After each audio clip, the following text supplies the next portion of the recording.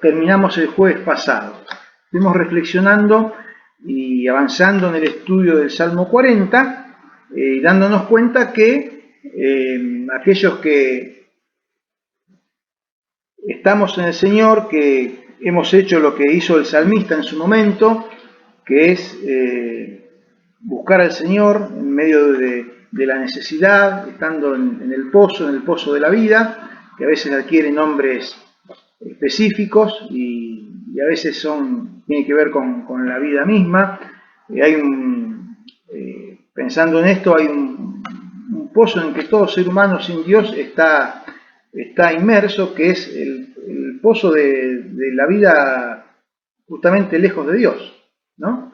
El no tener esa plenitud que da el saberse hijo de Dios, el depender de Él, el poder confiar en Él, en saber que nuestra vida está en sus manos, que el devenir, que sea cual sea, está sujeto a lo que Él ha dispuesto en sus buenos planes de bendecirnos y de llevarnos por sus caminos y llevarnos a su presencia. En fin, no tener todo eso que para nosotros, estando en el camino del Señor, es tan natural, bueno, que no lo tiene, de alguna manera representa un pozo, ¿no? Ese es el primer pozo del cual el Señor nos ayuda a salir, que es el pozo del nacimiento espiritual, del salir de una vida de lo que la Biblia en esos términos describe como muerte espiritual, y nacer a la vida que Él nos da por medio de Cristo, ¿no? Pero bueno, después en el camino nos vamos tropezando y cayendo en distintos pozos, como ya hemos visto, y bueno, es allí donde Dios, cuando le buscamos y esperamos en Él pacientemente, y Él obra y responde, entonces podemos decir que recibimos las bendiciones de los pensamientos y el obrar de Dios. Hablamos de los pensamientos porque hablamos de los planes y de las maravillas que Dios hace en nuestras vidas, como dice en el versículo 5, ¿no?, del Salmo. Has aumentado, oh Jehová Dios mío, tus maravillas, y tus pensamientos para con nosotros no es posible contarlos ante ti. Si yo anunciare y hablare de ellos, no pueden ser enumerados. Entonces, vimos que todo ese obrar de Dios, toda esa maravilla que Él es y hace, bueno, requiere una respuesta de parte nuestra. Y estuvimos analizando que esa respuesta debe dirigirse en dos sentidos, hacia Dios, hacia dos lugares.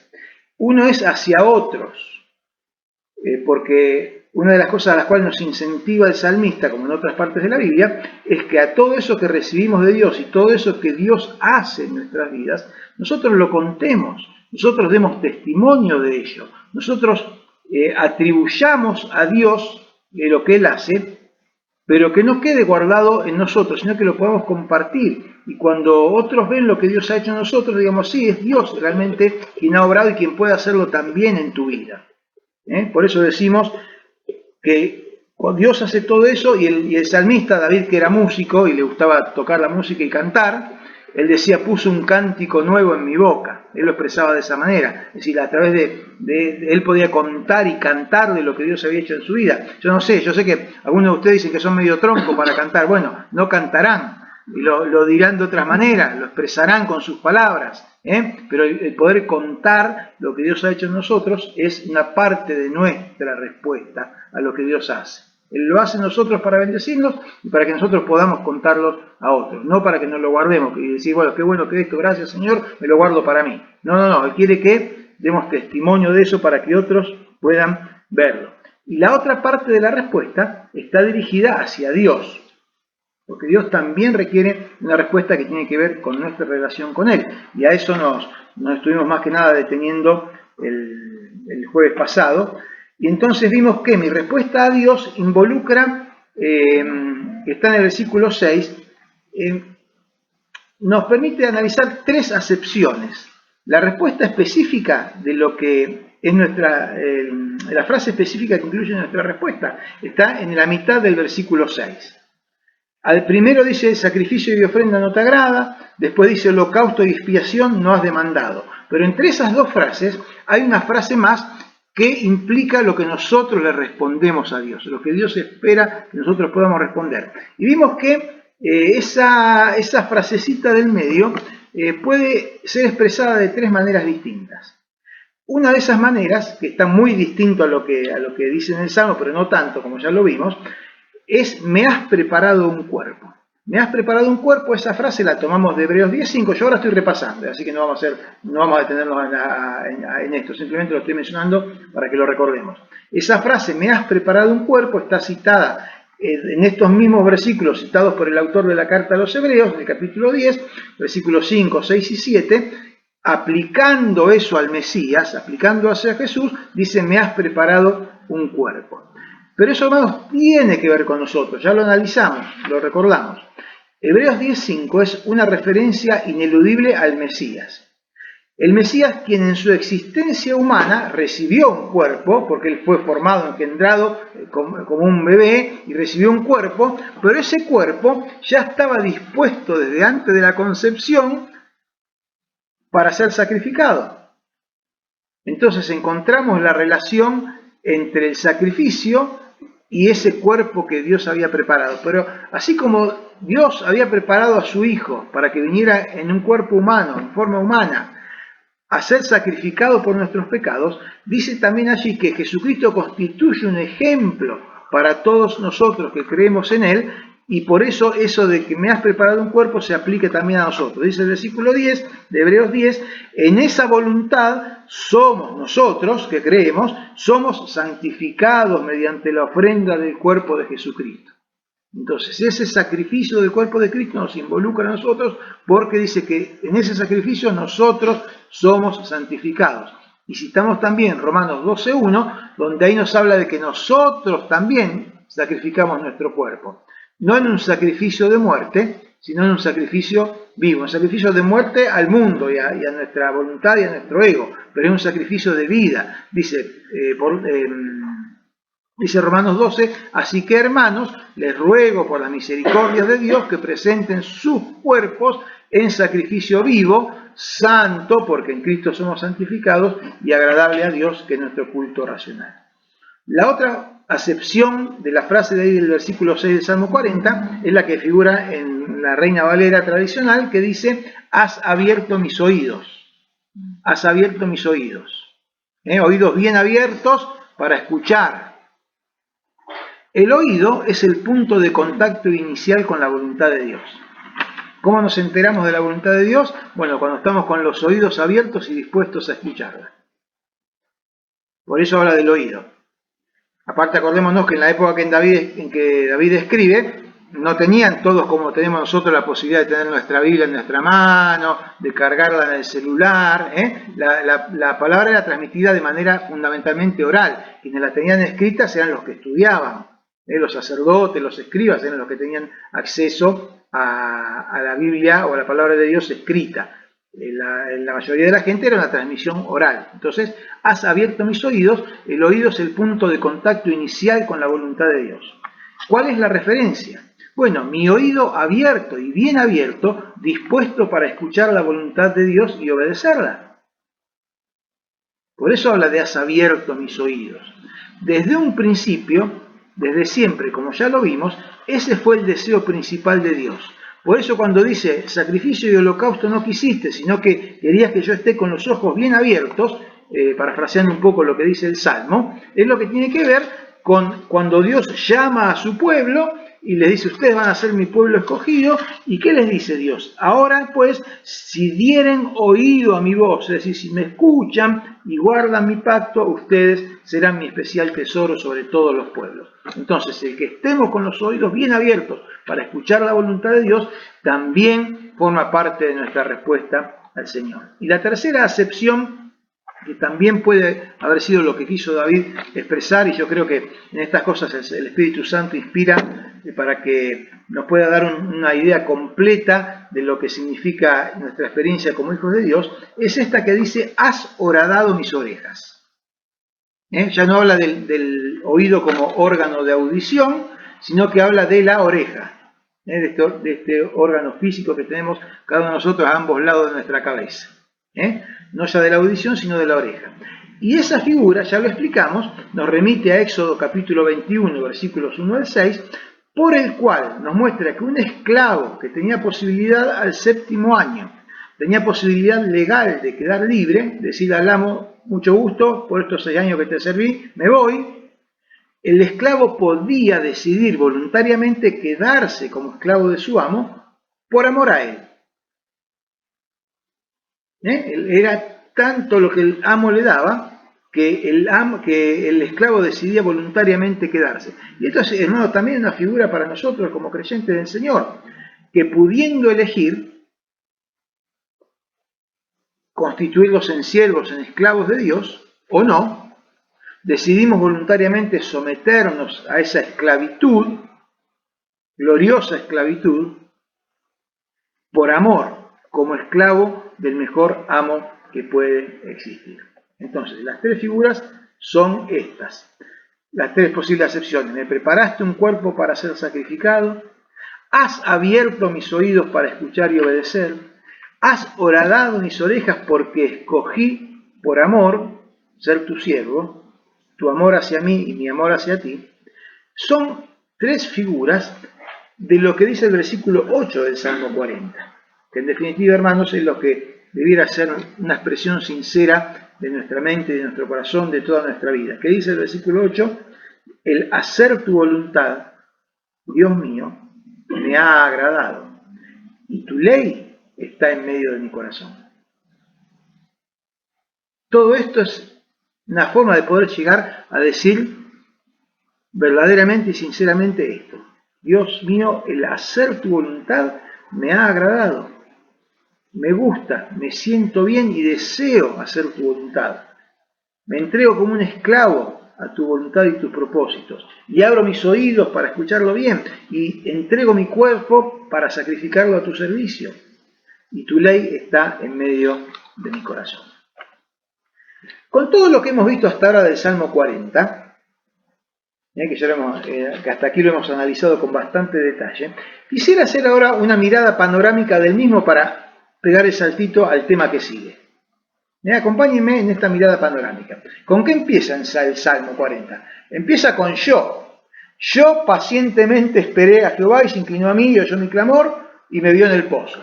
Entonces, la mirada empieza conmigo, con uno mismo, en el pozo de la desesperación con piso de lodo cenagoso. ¿Está bien? Ahí arrancamos, ahí estoy yo. Ahí está cada uno de ustedes. Y ahí empezamos, porque empezamos a partir de nosotros y nuestra propia realidad, ¿no? Pero estando allí, ¿quién aparece? Aparece Dios. Entonces, yo estoy en el pozo, pero aparece Dios, quien me escucha y actúa. Y recordamos, como ya dijimos, que a veces Dios actúa por sí mismo y Él hace las cosas directamente, de una manera milagrosa,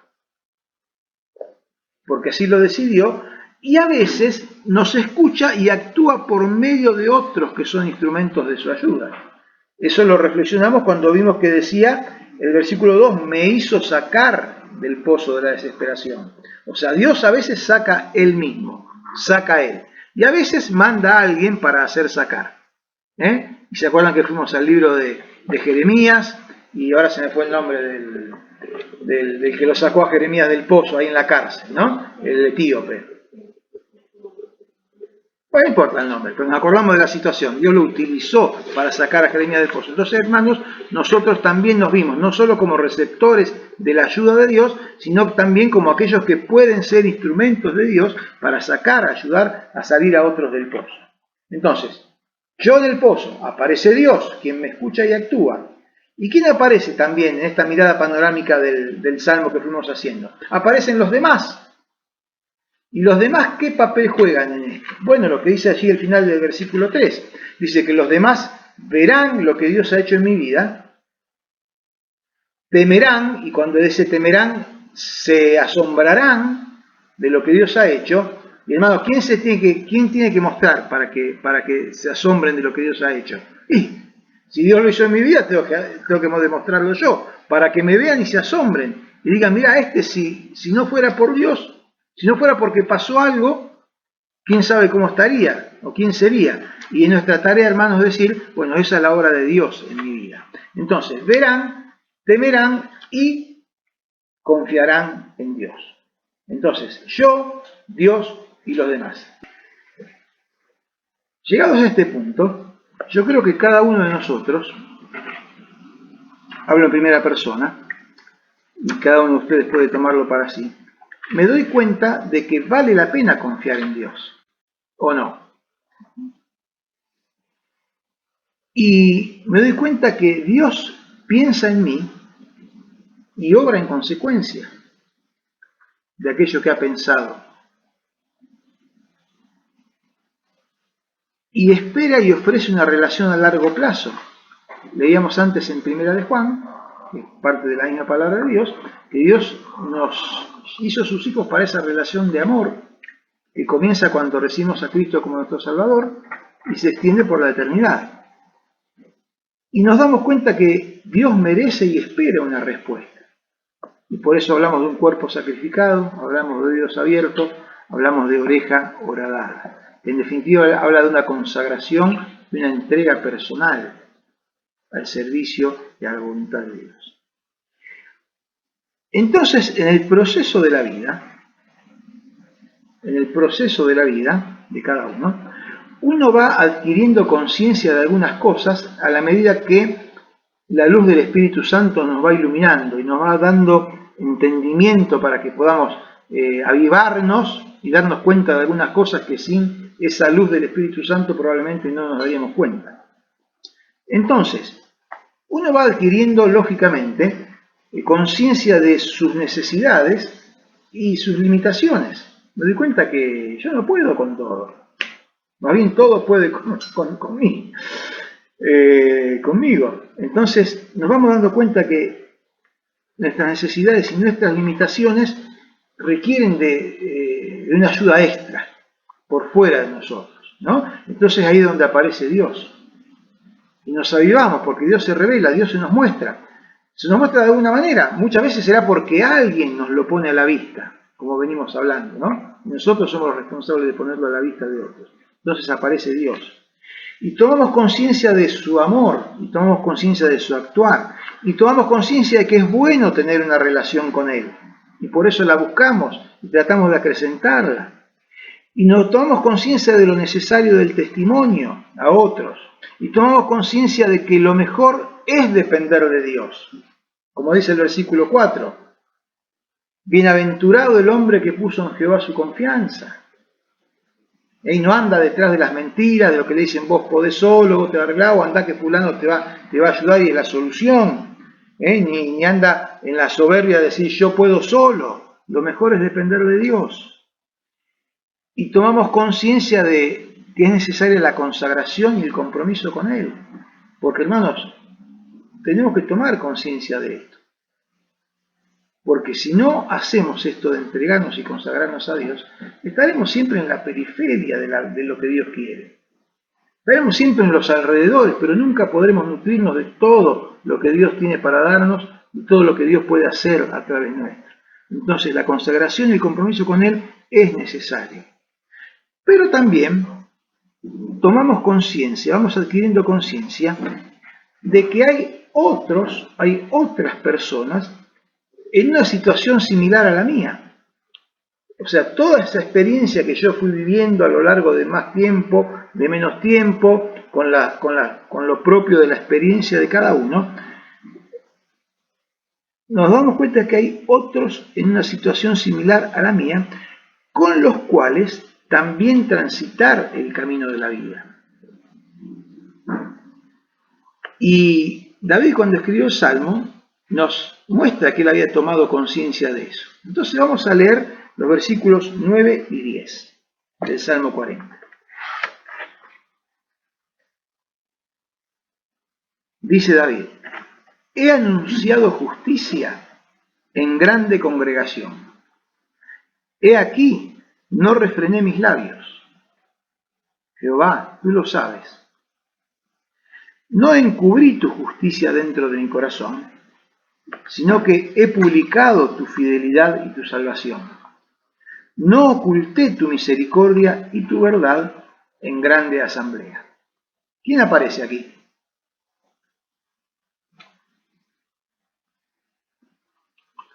Aparecen los demás, pero no los demás que no tienen al Señor y que a través de mi testimonio personal pueden llegar a conocerlo. Aparecen los demás que comparten conmigo la experiencia de ser hijos de Dios y de haber sido sacados del pozo y de ser ayudados por Dios y tener conciencia de todas estas cosas que hace unos momentos estábamos nombrando. ¿Se dan cuenta? Entonces aparece la congregación, aparece la asamblea, porque esto que el Señor hace en nuestras vidas, queridos hermanos, no es para transitarlo de manera solitaria. Fíjense aún en un concepto, en una época y en un contexto en el que la iglesia no tiene nada que ver, pero cómo Dios pone en el corazón de David esa conciencia de pueblo, esa conciencia de compartir con aquellos que tenían su misma experiencia y su misma fe en el Señor. Entonces, hermanos, este es un paso más en nuestra vida que debemos reafirmar. Y una vez más lo podemos hacer a través de este pasaje. He anunciado justicia. ¿Qué justicia? La justicia de Dios en la congregación. Y nos anima. Y dice, he aquí, no refrené mis labios. Algunos entre nosotros son más introvertidos, otros son más extrovertidos. A algunos no les gusta hablar, a otros les gusta hablar hasta por los codos. Aunque no en la pantalla, como evidentemente lo veo, pero no importa, al margen de eso. Pero acá nos anima a no refrenar nuestros labios, a poder compartir en la congregación, con aquellos que forman la familia de la fe, lo que Dios hace en nuestras vidas. Y aún también nuestras necesidades. Entonces, no refrenar nuestros labios, porque Jehová tú lo sabes. El Señor ya lo sabe, aunque nosotros no lo digamos, por supuesto. Pero poder compartirlo con los demás. Porque dar testimonio, compartir lo que Dios hace en mi vida, compartir las necesidades que tenemos, ese intercambio en el Señor, también enriquece y forma parte de la vida que el Señor quiere que vivamos. ¿Qué más dice el versículo 10? Dice, no encubrí tu justicia dentro de mi corazón. La disfruto y la tengo en mi corazón, pero no la dejo guardada ahí, sino que la manifiesto, la comparto con los que no conocen al Señor para que puedan conocerlo, pero también con los que forman parte de la misma experiencia de fe, la familia de la fe, para juntamente poder dar el testimonio y decir, he publicado tu fidelidad y tu salvación. Entonces nos reunimos para gozarnos de la fidelidad y de la salvación que Dios nos ha dado y seguir apoyándonos y acompañándonos de manera tal que eso que estamos viviendo pueda seguir creciendo. Y dice, no oculté tu misericordia y tu verdad en grande asamblea. Siempre decimos, y nos llama la atención, no llama, ya a esta altura no tiene que llamar la atención, pero siempre lo destacamos, que muchas veces aparece la misericordia y la verdad, o el amor y la verdad, en relación con lo que Dios hace y con lo que Dios manifiesta. Porque como siempre decimos, el amor o la misericordia y la verdad van de la mano. Porque hacer demasiado énfasis en el amor y la misericordia de Dios y dejar de lado su verdad nos lleva a un concepto equivocado, nos lleva a pensar que Dios es tan bueno que da todo lo mismo. Porque total Él nos ama y va a hacer todo lo que nosotros queremos y necesitamos. Pero no, Dios sí expresa su amor y su misericordia. Vaya si lo expresa de una manera perfecta y completa. Pero también está la verdad de Dios, en la cual Él nos dice, bueno, pero este es el camino, esta es la manera de andar, esta es la manera de transitarlo. Porque si nos alejamos de esa verdad, nos estaremos alejando del amor y la misericordia de Dios. Y por otro lado, si vamos solamente con la verdad de Dios y presentamos a Dios como alguien que, cuando decimos Dios, de la verdad hablamos de la palabra de Dios en el sentido de lo que Dios quiere, de lo que Dios espera, de lo que Dios exige incluso, pero no mostramos eso como una expresión del amor de Dios. Es decir, Dios quiere eso de nosotros, Dios nos pide esto, Dios nos exige esto, porque en su amor y su misericordia sabe que es lo mejor para nosotros. Que nosotros andemos en sus caminos de esta manera. Entonces, compartir la misericordia y la verdad de Dios en la asamblea, en la congregación, en la iglesia es parte de lo que Dios espera de nosotros y lo que Dios tiene para nosotros. Así que, hermanos, no nos privemos de hacer esto que Dios también ha formado como parte de su plan y de sus pensamientos para con nosotros. Y cuando tenemos la oportunidad de compartir con los hermanos, bueno, sepamos que es algo que Dios ha preparado y ha provisto para que así sea. Y que nosotros nos vamos a sentir enriquecidos, nos vamos a sentir bendecidos al poder compartir de lo que Dios ha hecho en nuestras vidas con los demás y poder recibir de lo que Dios ha hecho en la vida de los otros para enriquecer nuestra propia experiencia y poder gozarnos y alabar juntos al Señor. Así que bueno, hermanos, añadimos hoy este aspecto. Arrancamos con yo. Incorporamos a Dios en nuestra realidad. Vimos que a nuestro alrededor hay otros que necesitan ese testimonio para que Dios pueda obrar en sus vidas lo mismo que hizo en nosotros, para salvación, para ayuda, para bendición. Pero también vemos que en esto de andar el camino como Dios quiere que andemos, también entra un jugador más en la cancha, que es la familia de la fe, en la cual el Señor nos ha puesto para que podamos compartir, para que podamos dar aliento, para que podamos publicar juntos su fidelidad y su salvación. Así que haciendo eso, estaremos haciendo la voluntad del Señor. Haciendo todo esto que hemos estado mencionando, estaremos haciendo la voluntad del Señor. Así que, hermanos, que el Señor nos bendiga, que esto pueda hacerse cada vez más parte de nuestro pensamiento y parte de nuestra decisión y nuestro actuar. Que allí donde el Señor nos ha puesto para poder actuar cotidianamente, lo hagamos y en la congregación donde el Señor nos ha puesto para poder servirle y hacer su voluntad y demás, también lo hagamos. Vamos a terminar nuestra reunión con este pensamiento. Que Él nos bendiga. He anunciado justicia en grande congregación. He aquí, no refrené mis labios. Jehová, tú lo sabes. No encubrí tu justicia dentro de mi corazón, sino que he publicado tu fidelidad y tu salvación. No oculté tu misericordia y tu verdad en grande asamblea. ¿Lo haremos así, hermanos? ¿Estamos dispuestos? Es la voluntad del Señor, es el camino que Él nos indica, que Él nos bendiga. Oremos.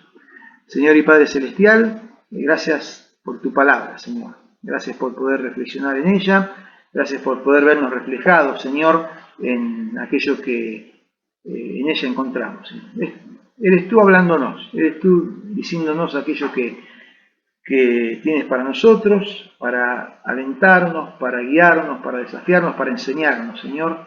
Y realmente deseamos, como decíamos antes, estar con los oídos bien abiertos, Señor, para escucharla, estar dispuestos y preparados, Señor, a entregarnos a ti, a servirte, a obedecerte y compartir en la familia de la fe, Señor, aquello que tú tienes preparado para fortalecernos, para nutrirnos, para alentarnos unos a otros y para hacer tu voluntad. Así que, Padre, aquí estamos y estamos dispuestos a que tú puedas hacerlo en nosotros y utilizarnos para la obra que has preparado. Gracias, Señor. Nos vamos a despedir ahora de este encuentro, rogando tu prosperidad en aquello que nos has hablado, Señor, que esta semilla prospere en nosotros y que, Padre, siga sobrando en aquellas cosas que hemos presentado aquí, Señor, sea de índole personal, sea en relación con tu obra, Señor, tú conoces y sabes aquello que está en lo íntimo de nuestro corazón. Te agradecemos, te bendecimos y oramos en el nombre de nuestro Señor Jesucristo, nuestro Salvador. Amén. Amén.